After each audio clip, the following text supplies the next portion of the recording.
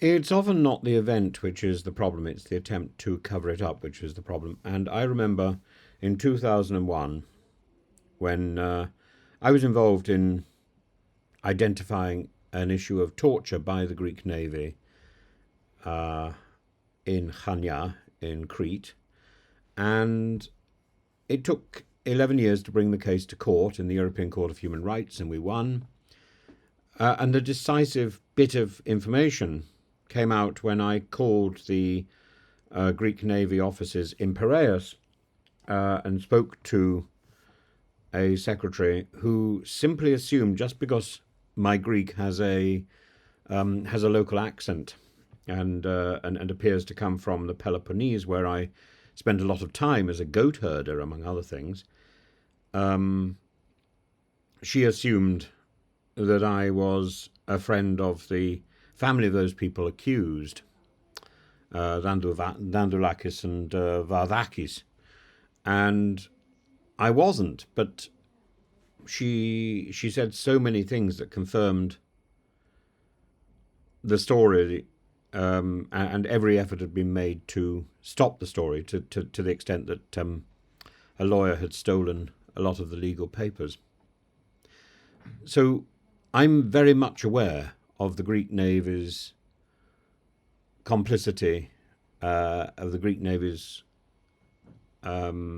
deceit, and it doesn't surprise me at all that this has come up again, that the suffering, the institutional deceit in the sinking of the Adriana on June the 14th, 2023,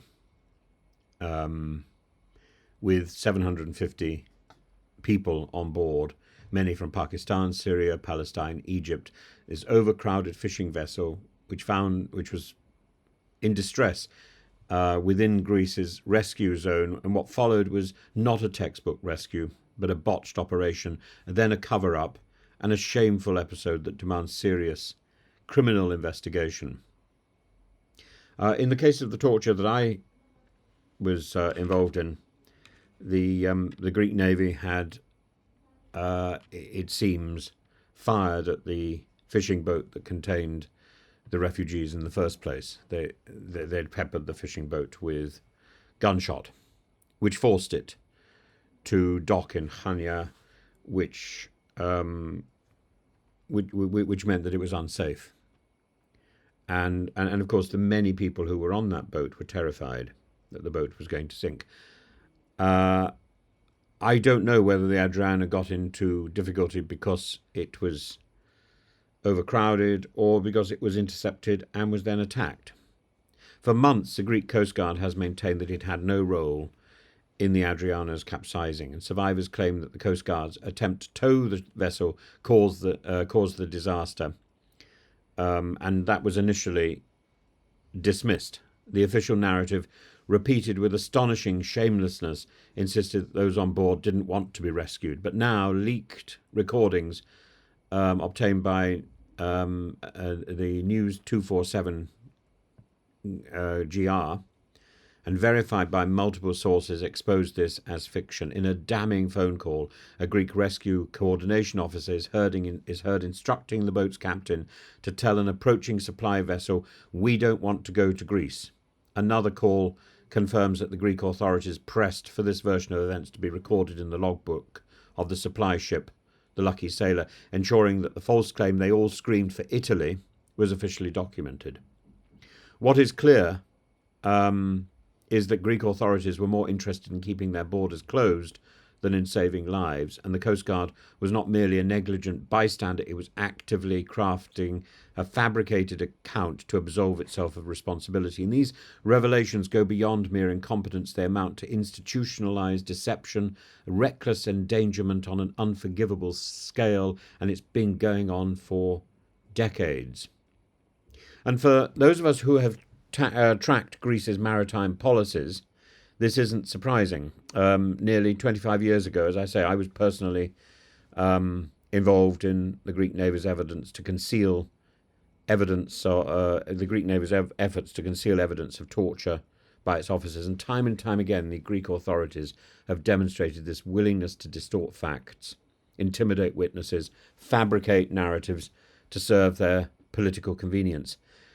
And the Adriana tragedy is not an isolated case, but part of a well-documented pattern, therefore, of Greek misconduct in the Aegean and the Ionian Seas.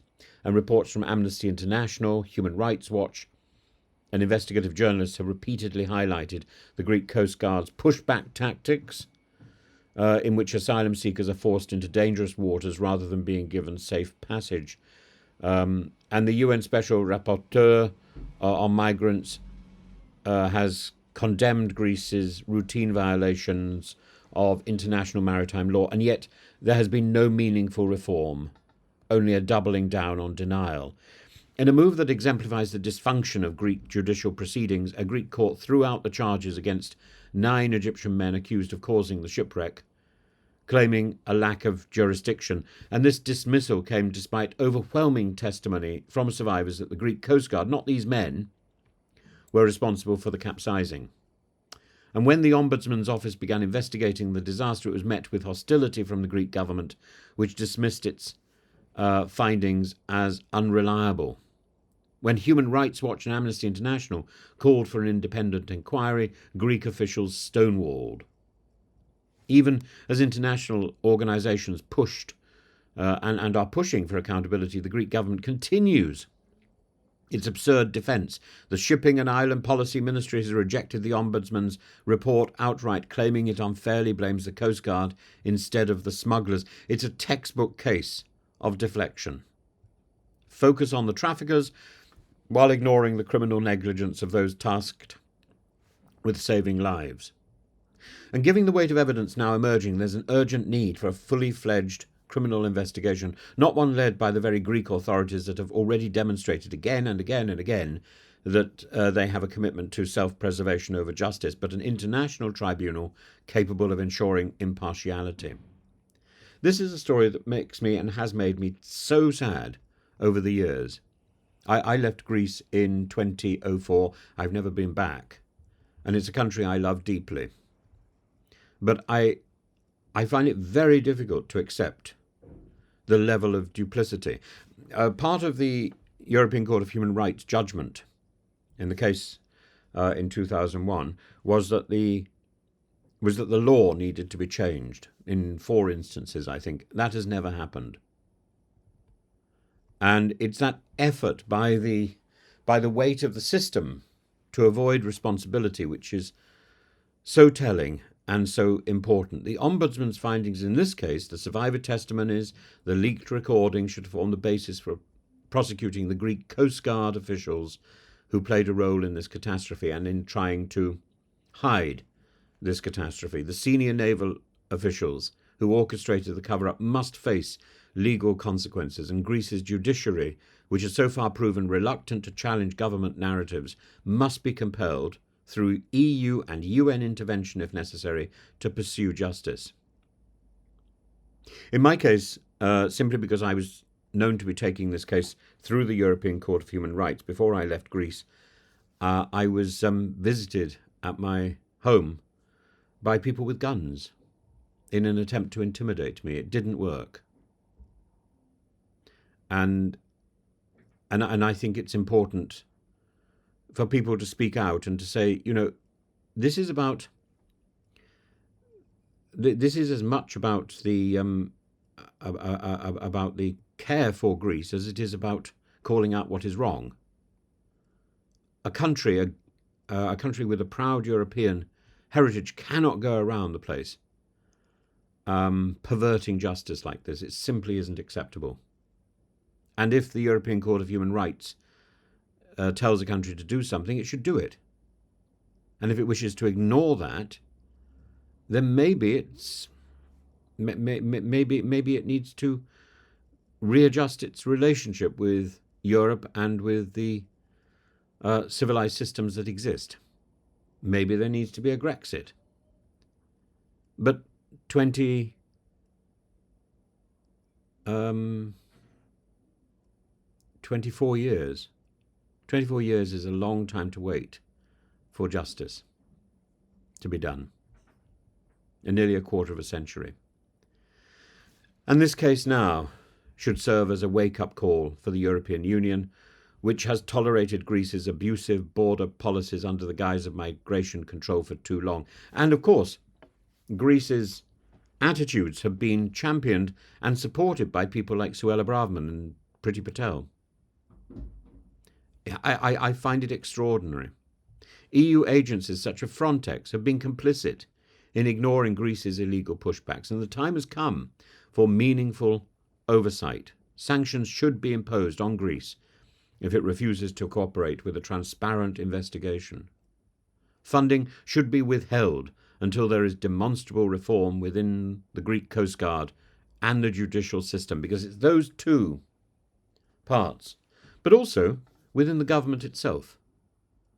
If the Adriana sinking is allowed to fade into history as just another tragic footnote, an accident, it will be testimony to Europe's moral failure, not just Greece's moral failure. We have the evidence, we have the testimonies. As I say, none of this, unfortunately, is new to me. I was aware of these failings on an institutional basis back in 2001, and certainly by the time I'd collated all the information by 2004.